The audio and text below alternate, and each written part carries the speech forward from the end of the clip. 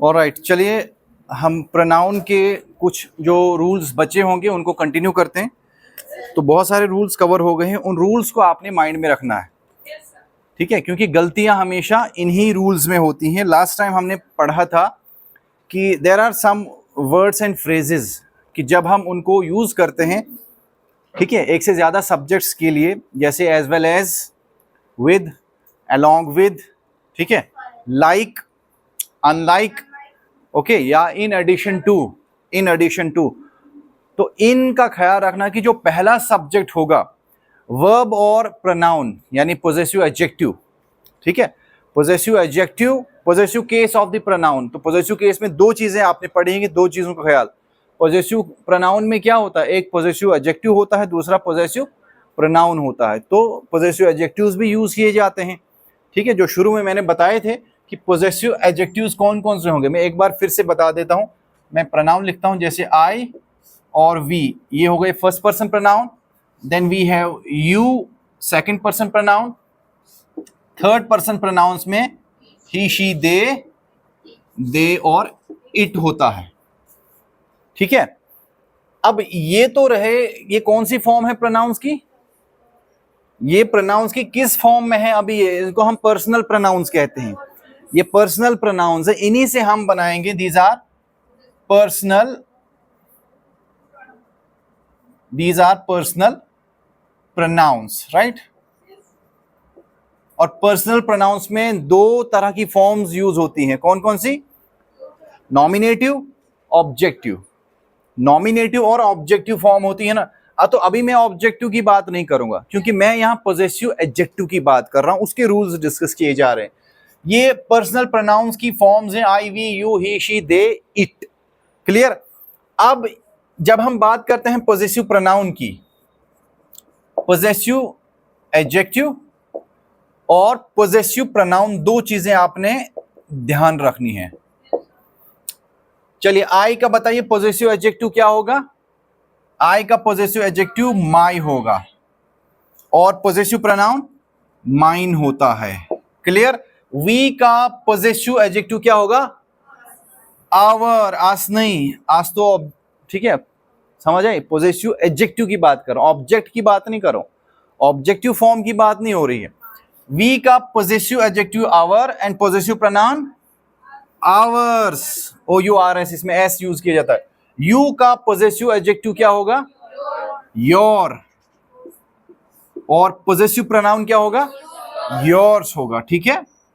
अब कोई चीज पहले डिस्कस करो या बाद में करो, इसको ऊपर में लाऊं या इसको नीचे लाऊं, बात तो ये कि आपको कंसेप्ट पता होना चाहिए। ही का पोजेसिव एडजेक्टिव क्या होगा, हिज, और पोजेसिव प्रोनाउन ये भी हिज ही होता है, राइट, हिज ही होता है। शी का possessive adjective her and possessive pronoun hers, HERS। They का देयर एंड देयर्स। इट का पोजेसिव एडजेक्टिव इट्स होता है, लेकिन पोजेसिव प्रोनाउन नहीं होता है। पोजेसिव प्रोनाउन यूज नहीं किया जाता इट के लिए, पोजेसिव एडजेक्टिव यूज हो सकता है, क्लियर। अब मुझे समझाने थे पोजेसिव एडजेक्टिव्स आपको, लेकिन प्रोनाउंस भी यहां डिस्कस करने जरूरी हैं, तभी आपको पोजेसिव एडजेक्टिव की समझ। तो ये नीचे वाले जो हैं ये पोजेसिव प्रोनाउंस यूज होते हैं।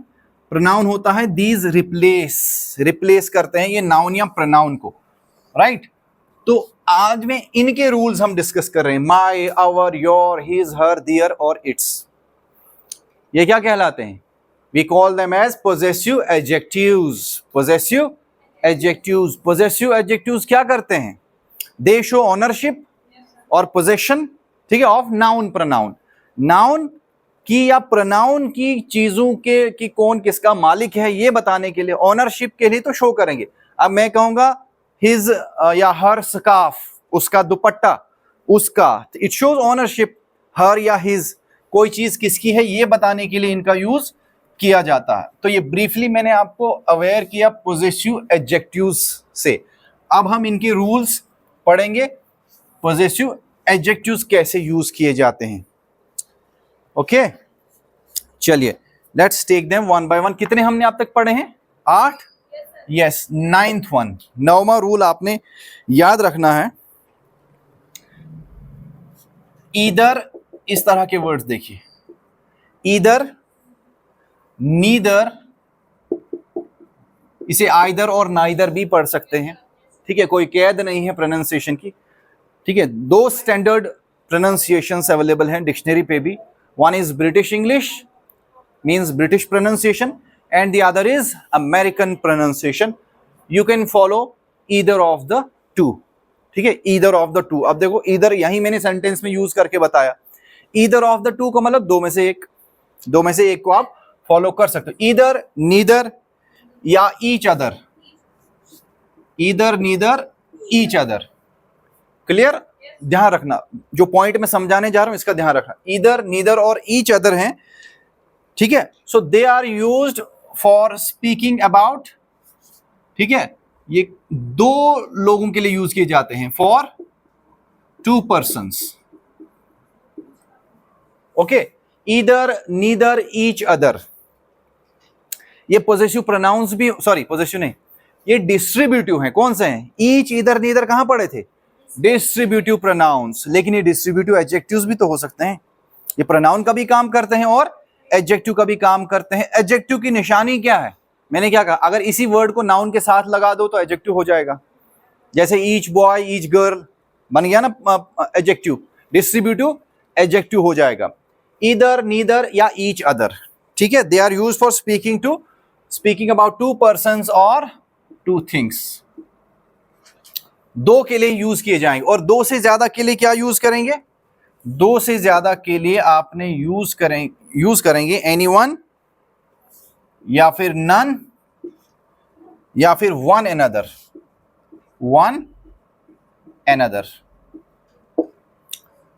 क्लियर। दो से ज्यादा के लिए इन वर्ड्स का यूज किया जाएगा, एनीवन, नन, वन एनदर। अब यहां प्रोनाउन सारे मिक्स हो रहे हैं, एनीवन, नन और वन एनदर। वन एनदर और ईच अदर, इनको हमने अलग से पढ़ा था। ये ईच अदर और वन एनदर किस तरह के प्रोनाउंस हैं? What kind of? Yes, you have any question? Anyone क्या है? ओ एन मिसिंग है राइट, एनीवन। चलो जो भी एरर हो बता दिया करो। Okay, anyone, none, one another. मुझे ये बताओ ईच अदर और वन एनदर क्या है? ईच अदर और वन एनदर किस तरह का प्रोनाउन है? Reciprocal pronoun, because these two pronouns they are used to express reciprocal relationship. पढ़ा था ना reciprocal, each other, one another.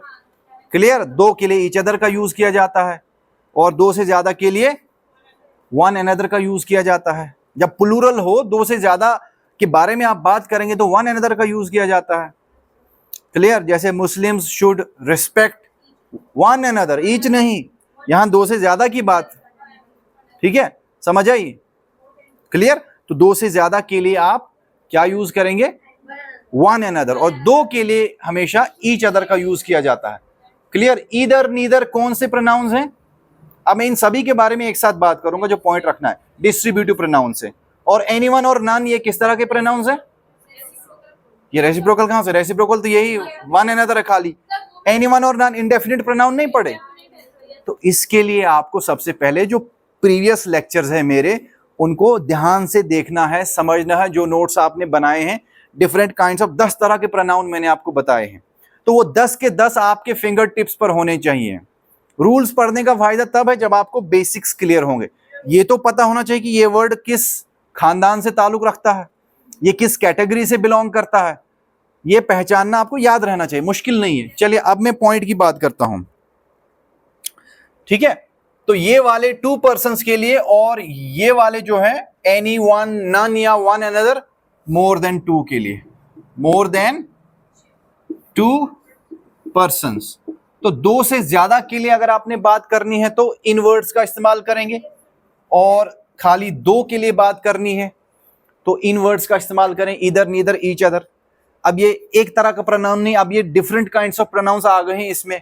Each other reciprocal pronoun है, ईदर और neither distributive pronoun, sorry adjectives भी आते होते हैं। ईदर, नीदर प्रोनाउंस भी हैं और एडजेक्टिव्स भी हैं, डिस्ट्रीब्यूटिव एडजेक्टिव्स भी होंगे। Anyone, none indefinite, but one another क्या है? रेसिप्रोकल। दो के लिए, अब इनको दो कैटेगरीज में डिवाइड करें कि टू पर्संस के लिए ये वाला यूज होंगे, दो से ज्यादा के लिए ये वाला इस्तेमाल किए जाएंगे. Let's take some examples. For example, Indians should not या should never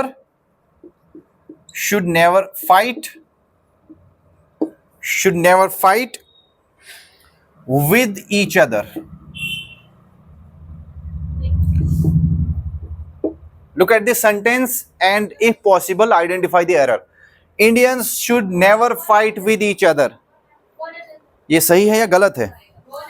वन अनदर आएगा क्योंकि इंडियंस दो लोगों से तो इंडियंस, हम तभी सिटीजन्स की बात कर रहे हैं. सो इट मीन्स कि we are talking about more than two. तो जब आपको एहसास हो जाए कि दो से ज्यादा की बात हो रही है तो ईच अदर गलत है. ईच अदर नहीं आएगा, क्या आएगा? वन अनदर यूज किया जाएगा. ठीक है, Indians should never fight with one another. One space another, another एक साथ ही लिखना. ईच के बाद स्पेस है, थोड़ा मैंने स्पेस कम दिया है, राइट, बट ईच अदर ये दो वर्ड्स का फ्रेज है. ठीक है, दो वर्ड्स मिलके बनाते हैं इंडियन. ये कंसेप्ट क्लियर कि ईच अदर कहां यूज करना है और वन अनदर कैसे यूज करना है. Any one of his eyes, look at this sentence, any one of his eyes is defective. क्या ये सेंटेंस ठीक है? Any one of his eyes is defective. क्या डिफेक्ट है? आर आएगा. Any one of his eyes are defective. His भी नहीं आएगा, हर आएगा. एनी वन ही नहीं आएगा. क्या बात है, वाह, बहुत खूब. बताओ क्या आएगा? दो के बारे में पहले ही बता दिया मैंने. दो से ज्यादा के लिए क्या यूज करते हैं? Any one. तो यहां तो दो आंखों की बात हो रही है, एनी वन कहां से आएगा? तो क्या आएगा फिर?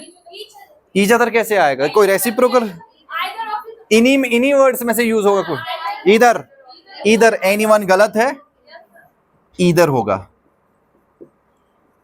नीदर भी आप यूज कर सकते हो, नीदर भी यूज कर सकते हो अगर बताना हो कि दो में से कोई भी आंख खराब नहीं है. Neither of his two eyes. ठीक है, नीदर ऑफ हिज आईज. अब दो ही तो आंखें होती हैं इंसान में, दो से ज्यादा तो होती नहीं है. ऑब्वियसली दो के बारे में बात हो रहा है. सो either of his eyes is defective. इसका मतलब दो में से एक आंख इसकी खराब है. एनीवन यूज नहीं होगा, दो से ज्यादा के लिए यूज किया जाता है. Clear? Let's take another example. None of his arms was wounded in the accident. None of his arms. Arms मतलब बाजुओं के लिए यूज किया जाता है, बट आर्म्स वेपन्स के लिए भी यूज किया जाता है. None of his arms was wounded in the accident.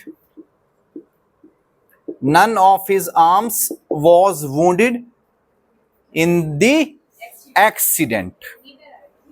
क्या आएगा? नीदर आएगा. नाउ हाँ समझ आए, पिकअप कर लिया आपने. जो नुक्ता है वो समझ गया, बस इसी नुक्तों को याद रखना है. क्लियर? ठीक है, नन नहीं आएगा बल्कि neither of his arms was wounded in the. अब सेंस वही रखना, क्योंकि ना की सेंस में है तो नन नहीं, नीदर आएगा. Neither of his. अब बाजू भी तो दो ही होती है, दो बाजुओं की बात हो रही, दो से ज्यादा की तो नहीं. तो इसलिए नन की जगह neither. Neither of his arms was wounded in the accident. और एक चीज का ख्याल रखना है कि जब भी आप ईच, ईदर और नीदर यूज करेंगे, ये वर्ड्स हमेशा सिंगुलर होते हैं. ईच, ईदर, नीदर सिंगुलर होते हैं, चाहे आप इनको एज प्रोनाउन यूज करो, चाहे आप इनको एज एडजेक्टिव यूज करो, ये सिंगुलर के लिए यूज किया जाएगा. अब कभी ये नहीं कह सकते कि ईच बॉयज, गलत. ईच बॉय बोलेंगे, इसके साथ अगर एज एन एडजेक्टिव इसको यूज करना है तो सिंगुलर नाउन ही लगाना पड़ेगा. समझ आई? या ईच ऑफ करके भी लिख सकते हैं, ईच ऑफ द बॉयज. मुझे डिफरेंस बताओ कि ईच बॉय या ईच गर्ल रखते हैं, यू आर गर्ल्स, चलो each of the girls.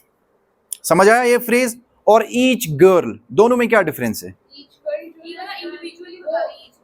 Each of the girls के पहले में बताओ ये क्या है, क्या समझ में आ रहा है? Each of the girls pronoun है, right.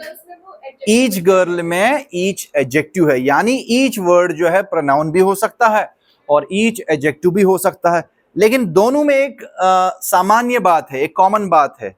What is that commonality? वो क्या है कि दोनों सिंगुलर ही यूज करने हैं। कॉमन ये है कि ईच ऑफ द गर्ल बोलो, ईच ऑफ द गर्ल्स, या फिर ईच गर्ल बोलो, ईच ऑफ द गर्ल्स लिखना पड़ेगा। इसके बाद ईच ऑफ जब लगाए तो आगे प्लूरल नाउन यूज करना पड़ेगा, लेकिन होता ये सिंगुलर है। क्लियर, बात समझ आई? अगर मैं कहूं कि each of the girls were absent yesterday, क्या ये सही है?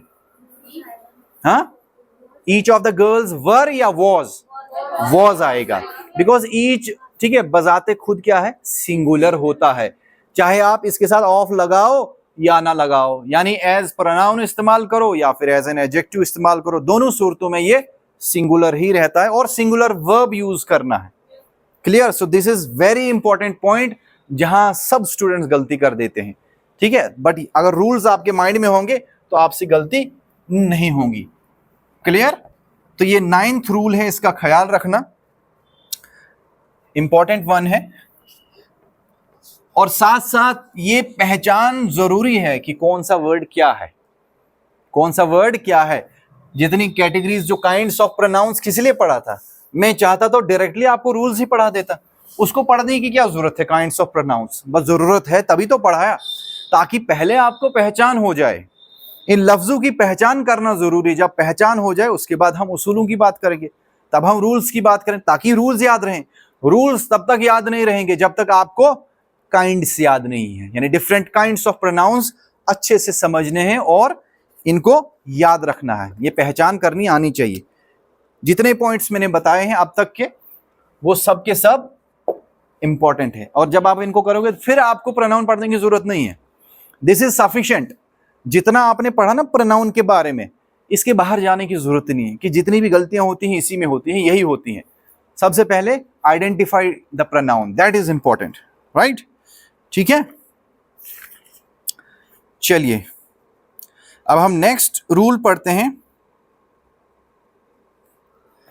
Number 10, question tags. Question tags, तो क्वेश्चन टैग्स में भी प्रोनाउंस ही यूज किए जाते हैं। What are question tags? Question tags होते क्या है? सवाल या जवाब कि सवाल या निशान? That is a mark, that is, उसे हम कहते हैं, ये जो होता है ना, दिस सिंबल इज एन, इसको हम कहते हैं इंटेरोगेटरी मार्क। क्या कहते हैं? ये प्रश्न चिन्ह है। क्वेश्चन टैग में ये यूज होता है, लेकिन क्वेश्चन टैग थोड़ी यही थोड़ी सब कुछ है, खाली निशान लगाओगे उससे काम चलेगा? इसके साथ वर्ड्स भी तो आएंगे ना। वही question tags, they are very short form of questions, very short. इसमें कुछ वर्ड छोड़ दिए जाते हैं because the context is already clear. जब आपको उसका पस मंजर पता होता है तो उनके साथ बाकी वर्ड्स लगाने की जरूरत नहीं पड़ती, बस 2 वर्ड लगा लो, ठीक है। जैसे फॉर एग्जाम्पल मैं कहूंगा you are a student, aren't you, यही क्वेश्चन टैग है, आरंट यू। तुम एक स्टूडेंट हो, आप एक स्टूडेंट हो, क्या नहीं हो? तो ये मुझे बताने की जरूरत नहीं कि क्या तुम एक स्टूडेंट नहीं हो, वो तो इंटेरोगेटरी सेंटेंस हो गए। तो सेंटेंस और टैग में यही फर्क है, that tag is a very short form of expression, right? Usually asked to seek confirmation from your listener. ये कंफर्मेशन यानी अपनी बात की मंजूरी लेने के लिए इस्तेमाल किया जाता है। जैसे बाप अपनी बेटी से कहता है कि बेटी, मैंने तुम्हें पढ़ने के लिए, कॉलेज जाने के लिए स्कूटी खरीद के दी है, क्या नहीं दी है? क्या नहीं दी है क्वेश्चन टैग है। तो इंग्लिश में भी यूज किया जाता है, मैंने तुम्हारे लिए क्या क्या नहीं किया, दिन भर मजदूरी करता हूं, धूप में तपता हूं, पसीना पसीना होता हूं और पैसे कमा कर ला रहा हूं ताकि तुम्हारी पढ़ाई हो पाए, क्या नहीं करता हूं? ये सब क्या नहीं करता हूं क्वेश्चन टैग है। तो इसी तरीके से इंग्लिश में भी क्वेश्चन टैग्स यूज होते हैं, but question tags are used according to the subject and the tense of the sentence. 2 चीजें ख्याल रखनी है, सब्जेक्ट और उसका टेंस की पहचान होनी चाहिए। ये दोबारा भी पढ़ेंगे, बट हियर क्योंकि इसमें प्रोनाउन ही यूज होता है। क्वेश्चन टैग में यूज क्या होता है? प्रोनाउन यूज होता है, इसलिए मैं बता रहा हूं क्वेश्चन टैग्स की बात कर रहे हैं। Let's take a few of them. जैसे our teacher is intelligent, our teacher is intelligent, question tag लिखने का तरीका, ये लिखा ना आपने sentence, our teacher is intelligent, affirmative sentence आया, उसके बाद एक कॉमा लगता है, कॉमा लगने के बाद उसके बाद क्वेश्चन टैग यूज किया जाता है with an interrogatory mark at the end of the sentence. Now fill in the blank. बताओ कौन सा क्वेश्चन टैग यूज होगा? Our teacher is intelligent. Our teacher is intelligent. चलो fill in the blanks को blue से हम fill करते हैं, ठीक है? Our teacher is intelligent. अब our teacher हमारा सब्जेक्ट है, इसके लिए क्या आप टैग यूज करेंगे? Isn't यूज होगा। टैग के लिए सबसे पहले आपने हेल्प का ये हेल्पिंग वर्ब देखनी है कि इसमें क्या यूज की जाती है, क्योंकि उसी की मदद से क्वेश्चन टैग बनेगा।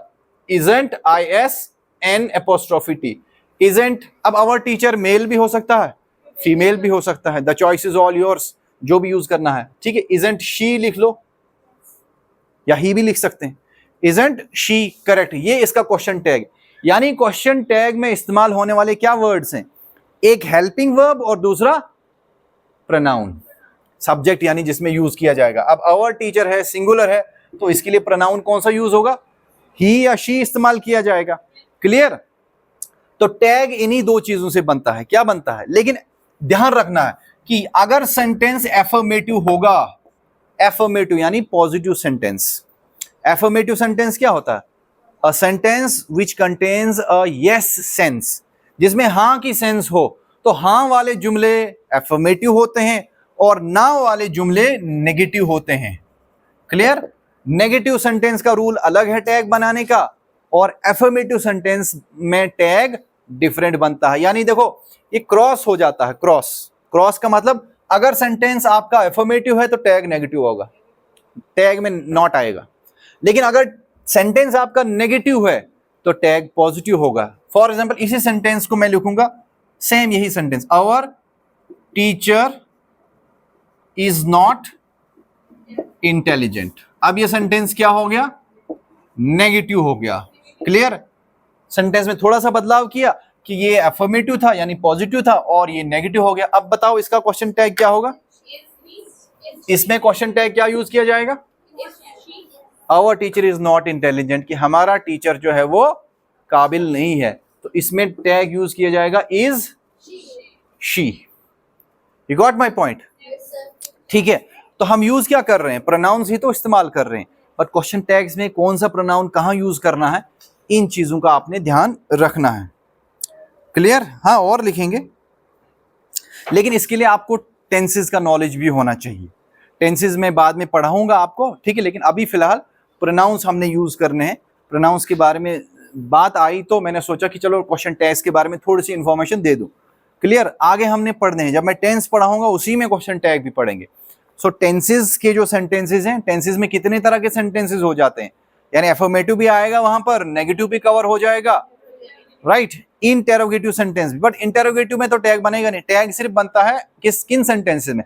एफर्मेटिव और नेगेटिव सेंटेंसेस के लिए, और इंपरेटिव सेंटेंसेस के लिए भी क्वेश्चन टैग होता है। सो डिफरेंट रूल्स हैं, वो हम फॉलो करेंगे। फॉर एग्जाम्पल अनदर वन, हम सेंटेंस, फॉर एग्जाम्पल एफर्मेटिव लिखेंगे, आई am teaching, I am teaching you.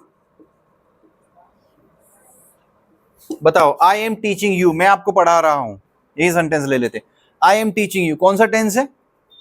Tense का भी ध्यान रखना है, present continuous tense, present continuous tense, और आपका सब्जेक्ट क्या है? आई है। हेल्पिंग वर्ब क्या है? एम है। ये हेल्पिंग वर्ब हो गया, एम हेल्पिंग वर्ब हो गया, आई यहां पर सब्जेक्ट है, और टीचिंग क्या है? V1 प्लस ING, जिसे V4 भी कहते हैं, V4 भी कहते हैं। क्लियर?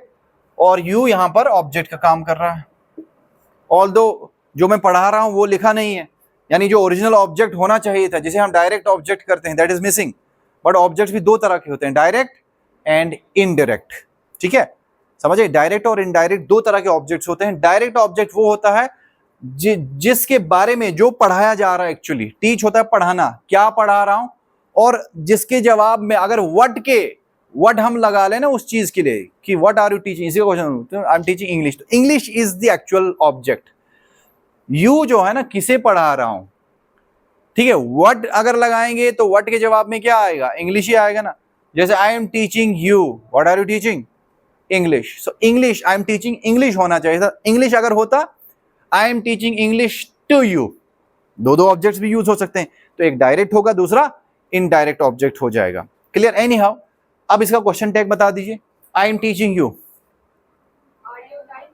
हाँ आर नॉट, लेकिन टैग जब आप बोलेंगे तो आर नॉट नहीं पढ़ना है, इसको अरंट पढ़ना है, अरंट आएगा, ठीक है। अब यहां पर अरंट क्यों आएगा, क्योंकि एमेंट होता ही नहीं है। एमेंट होना चाहिए था ना, एज पर रूल एमेंट होना चाहिए था, but amn't does not exist. Even American English में एंट आई भी यूज कर सकते हैं, बिकॉज वो अरंट के लिए एंट ही बोलते हैं, AIN apostrophe T ant I. But आप यू विल गो विद, अगर एग्जाम में क्वेश्चन आए तो आरंट आई ही टिक करके आना, एंट आई भी आरंट आई ही होता है, एंट आई एमेंट नहीं है, but that is one and the same thing, but ain't I भी लिखा जाता है, दोनों चीजों को ध्यान रखना। I am teaching you, aren't I use होगा, एमेंट नहीं होता है। कभी सुना एमेंट? आई एम नॉट आप बोल सकते हो नेगेटिव सेंटेंस में, बट क्वेश्चन टैग में इसके, this is the only exception, यही, बाकी तो जो जितने भी टेंसेस होंगे वहां पर हेल्पिंग वर्ब से ही टैग बनता है, लेकिन यहां पर एम से टैग नहीं बनेगा। आई के साथ एम आता है, मैंने कहा ना यही तो खिलाफ वर्जी है इस रूल की, दिस इज द एक्सेप्शन। इसको याद रखना कि आई से शुरू होने वाले जितने एम जिन भी सेंटेंस में आएगा, यानी आई के साथ ही एम आता, उसके टैग में आपने आरंट ही यूज करना है। क्लियर, चलिए एक और सेंटेंस लेते हैं। For example, she played chess. She played chess yesterday. She played chess yesterday. बताओ क्या यूज करेंगे? Wasn't कहां से आएगा? Helping verb. इसके लिए सबसे पहले टेंस को पहचानो। First identify the tense. She played chess yesterday. कौन सा टेंस है? शी सब्जेक्ट, प्लेड हो गया V2, चेस हुआ ऑब्जेक्ट, और यस्टरडे एडवर्ब ऑफ टाइम। ये यस्टरडे क्या है? ये एडवर्ब है, adverb, adverb of past time. और पास्ट टाइम की वक्त की जानकारी देने वाले वर्ड्स एडवर्ब्स कहलाते हैं। देखो subject plus V2 plus object कौन से टेंस में यूज होता है? ये वाला structure. So this structure is used in past simple, यानी सिंपल पास्ट टेंस में यूज किया जाता, which we also call as past indefinite, right. Indefinite में यूज किया जाता है, वो भी पास्ट के। तो पास्ट इंडेफिनिट में या सिंपल पास्ट में कौन सी हेल्पिंग वर्ब्स यूज की जाती है? डिड, डिड है हेल्पिंग वर्ब। टैग को बनाने के लिए हेल्पिंग वर्ब का सहारा लिया जाता है। वॉज वर्ब पास्ट कंटिन्यूअस का हेल्पिंग वर्ब है, तो वो ध्यान में रखना है। तो यहां पर क्या यूज किया जाएगा? didn't, DIDN apostrophe T, और उसके बाद she, didn't she। तो क्या कहा मैंने कि अगर क्वेश्चन टैग आपको सही सही सीखना है, सही सही यूज करना आना चाहिए, उसके लिए टेंस का नॉलेज और दूसरा प्रोनाउन का नॉलेज, दोनों नॉलेजेस आपके पास होने चाहिए, दोनों चीजों की पकड़ सही से होनी चाहिए। क्लियर? क्या ये नहीं क्लियर हुआ? इसका मतलब है कि आपका टेंस का नॉलेज थोड़ा वीक है। हाँ बताओ बताओ, समझ नहीं आया? तो टेंस कमजोर है, कोई फिक्र नहीं, मुझे पढ़ाना है, ये टेंसेस भी पढ़ाऊंगा, but after finishing parts of speech. जब पार्ट्स ऑफ स्पीच कंप्लीट होगा, पहले बेसिक जो एलिमेंट्स हैं, बेसिक एलिमेंट्स क्या हैं? पार्ट्स ऑफ स्पीच हैं, इनको पहले समझो, बिकॉज यही वर्ड्स आपको आगे इस्तेमाल करने हैं। क्या एडजेक्टिव्स इस्तेमाल नहीं होते हमारे सेंटेंस में? क्या वर्ब्स इस्तेमाल नहीं होते? क्या नाउन इस्तेमाल नहीं होता? प्रोनाउन इस्तेमाल नहीं होता? तो यही तो बिल्डिंग ब्लॉक्स हैं, पहले इनको पढ़ेंगे। पहले हम ईंट के बारे में पढ़ेंगे कि पहले हम मकानों के बारे में पढ़ेंगे? पहले तो ब्रिक आएगी ना, प्लास्टर आएगा, सीमेंट आएगा, तब जाके इमारत बनेगी, फिर हम पेंट करेंगे। कि पहले पेंट करोगे? सीक्वेंस होता है ना कुछ चीजें। जब मकान तैयार किया जाता है तो सबसे पहले फाउंडेशन, बुनियाद रखी जाती है, फाउंडेशन के बाद फिर ईंटा, सरिया, हाँ वो चीजें इस्तेमाल की जाती हैं, और लास्ट में फिनिशिंग आती है, पेंट करना है। तो फिनिशिंग, अभी तो पहले फाउंडेशन तो मजबूत करो, बुनियाद जितनी मजबूत होगी तो उतना ही आपका, ठीक है, उतना ही मजबूत आपका फ्यूचर होगा, यानी आगे की लर्निंग हो जाएगी। तो तभी तो आप कहते हो कि सर दिक्कत आती है, रीडिंग डिफिकल्ट है हमारे लिए। Why is it difficult? Because उसको आसान करने के लिए आपको पहले इन चीज़ों से गुजरना पड़ेगा। At least have idea about noun क्या होता है, प्रोनाउन क्या होता है, एडजेक्टिव क्या होता है, एडजेक्टिव और आर्टिकल्स को कहाँ हम फिट करेंगे, ये डिटर्मिनर्स क्या होते हैं, एक एक चीज़ पता होनी चाहिए एज एन एक्सपर्ट। जब आपको ये चीज़ें पता चल जाएंगी फिर चीज़ें खुद ब खुद आसान हो जाएंगी। Clear? Shall we call it a day? Okay, let's call it a day. I am asking you, ठीक है, पर इजाजत तो फाइनली मैंने ही देनी है क्योंकि बेल बज चुकी है, समय समाप्त हो चुका है। ठीक है, मैंने ये आपको एक पोस्ट डाला था यूट्यूब पे, तो वो MCQs जो मैं डालता हूँ डेली उनको सॉल्व किया करो। कल ही तो ये डाला था, call it a day means हाँ कि लेट्स कि दिन का जो काम है वो खत्म किया जाता है, to finish the work of the day, यानी कोई भी काम कंप्लीट हो जाए या आप खत्म करना चाहते हो तो उसके लिए, खत्म हमेशा के लिए नहीं, मतलब आज के लिए इतना ही काफी है। तो ये इसका मतलब है, let's call it a day. Clear? समझ आई बात? तो वो आप रोजाना चेक किया करें, क्योंकि YouTube पे डिफरेंट, ठीक है, डिफरेंट सेक्शंस हैं। सबसे पहले होम सेक्शन, उसके बाद वीडियोस, देन शॉर्ट्स, उसके बाद क्या है, पोस्ट्स होती हैं, पोस्ट्स और कम्युनिटी पोस्ट्स। तो वो रिटन कंटेंट है, MCQs की फॉर्म में है, तो वो जितना पढ़ेंगे, बहुत सारे इंपॉर्टेंट वर्ड्स एंड फ्रेजेस वहां पर हैं, तो उसको अच्छे से पढ़ लीजिए। That will definitely help you out in your exam. Thank you, welcome.